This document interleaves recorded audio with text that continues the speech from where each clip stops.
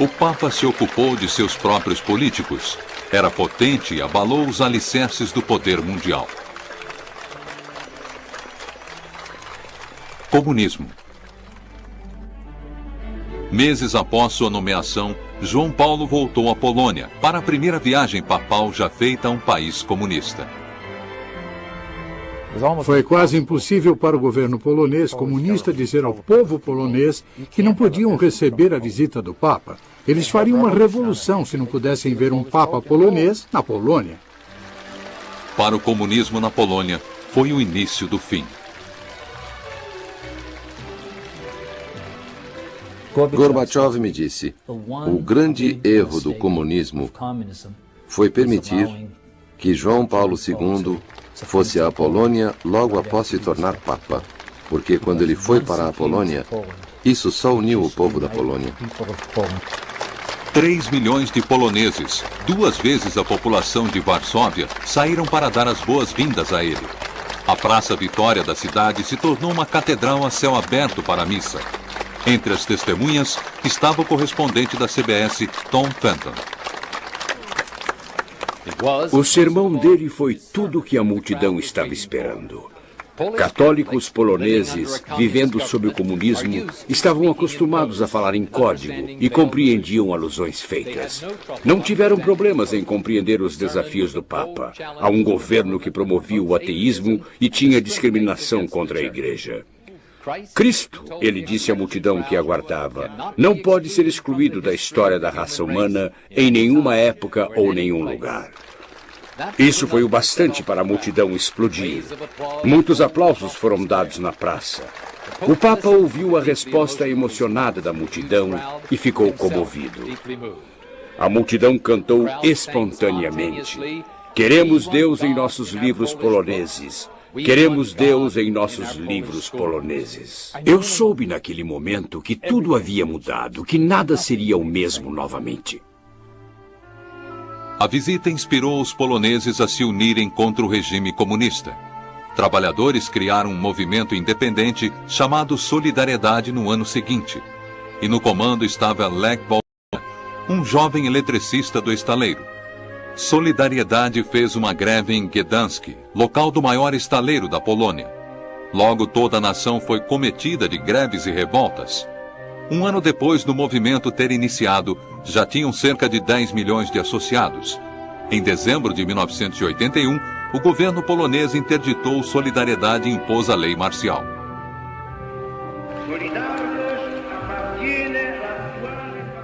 Mas João Paulo II mostrou seu apoio ao movimento, denunciando a falsa paz dos regimes totalitários em seu discurso no Ano Novo.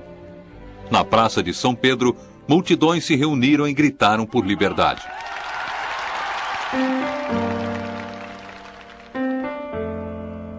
O Papa voltou à Polônia em 1983, quando o país ainda estava sob a lei marcial, ocupada por seu exército. Em uma época que as esperanças do povo da Polônia estavam enfraquecendo, a visita do Papa renovou a fé na causa deles. Acho que o momento que mais me impressionou foi uma multidão de centenas de milhares que ao mesmo tempo faziam o sinal de V. Foi impressionante.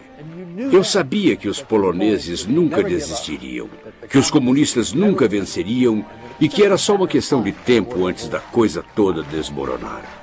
Quando João Paulo voltou à Polônia em 1987, o cenário havia mudado drasticamente.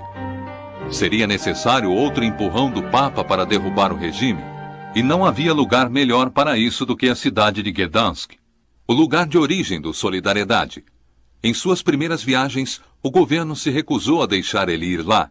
Desta vez, de má vontade, eles cederam. Acho que pensavam que podiam controlar. Acho que pensaram, ele não esteve lá, ele quer ir lá, ele tem mesmo que ir lá. Vamos tentar abafar isso. Então, eles basicamente fecharam a cidade. Havia bloqueios nas ruas por todo lugar. Eles tentaram limitar os números. Mas fora, neste campo, qual era o tamanho da multidão? 500.000? 1 milhão? Quem sabe? Maior que a população da cidade.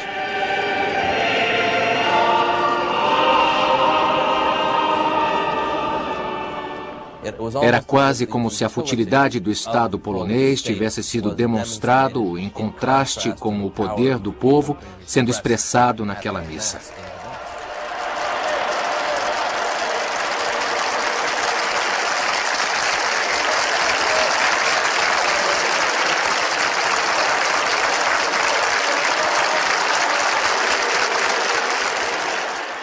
O altar foi construído em forma de uma grande proa de um navio. A referência do estaleiro estava por todo lugar.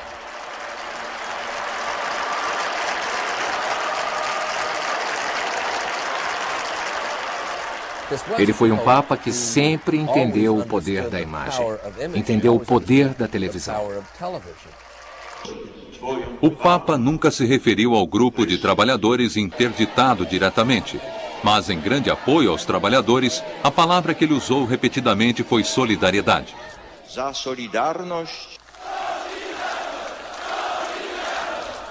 Esse era o final da tirania comunista da Polônia. Ele sofreu o impacto de bater de frente com o velho regime. Ele era uma pessoa incrível, não era só a força de sua personalidade, era seu polimento, era seu catolicismo. Ele fala com os poloneses como ninguém mais conseguiria. Uma nova rodada de greves levou os poloneses diretamente à urna eleitoral. Em 1989, eles tiveram a primeira disputa eleitoral livre desde a Segunda Guerra Mundial. Solidariedade teve uma vitória esmagadora. Foi uma vitória que o Papa alegou apenas um papel modesto. E, como ele disse, o comunismo em algum ponto foi implodido com seu próprio consentimento. Ele disse, a árvore estava podre, eu só dei uma chacoalhada. A chacoalhada que ele deu na Polônia ecoou através dos países da Cortina de Ferro. Na coligação oriental, as pessoas começaram a perguntar se os poloneses conseguiram se reerguer, por que não nós? O fato é que eles poderiam, e eles conseguiram. Pouco tempo depois da maior árvore ter caído, a bandeira soviética foi baixada no Kremlin pela última vez. Em 1998, ele tentou balançar os postos avançados comunistas no hemisfério ocidental. Ele fez uma viagem sem precedentes a Cuba. Diferente da recepção fria que ele teve dos oficiais poloneses, ele foi bem recebido por Fidel Castro. O governo ateu de Castro permitiu que o Papa fizesse missas ao ar livre. As primeiras missas públicas permitidas por lá em 40 anos. Castro esperou e conseguiu a denúncia do Papa sobre o embargo americano contra Cuba. Mas ele também disse ao líder comunista para melhorar os direitos humanos e afrouxar as rédeas da Igreja Católica do país. Ele queria dar abertura a Cuba da maneira que deu à Polônia. Ele teve sucesso, teve muito sucesso no dia da grande missa. Eu estava na multidão. Havia um cubano mais velho ao meu lado que falava bem inglês. Ele não falou isso na câmera, mas ele riu e disse, acho que ele falava do governo cubano, cometeram o maior erro da vida deles em deixar ele vir aqui. Eu disse, por que está dizendo isso? Ele respondeu, porque o gênio saiu da garrafa e não podem colocá-lo de volta. Os pobres. Um ardente adversário do comunismo, o Papa João Paulo II encontrou falhas profundas também no capitalismo. All of humanity must think of the parable of the rich man and the beggar. Ele pegou países ricos e os comparou ao homem rico da Bíblia que ignorou as necessidades do mendigo Lázaro. O homem rico foi julgado desprezível, não por sua fortuna, mas por seu comportamento. Nowhere does Christ condemn the mere possession of earthly goods as such. Instead, he pronounces very harsh words against those who use their possessions in a selfish way, without paying attention to the needs of others.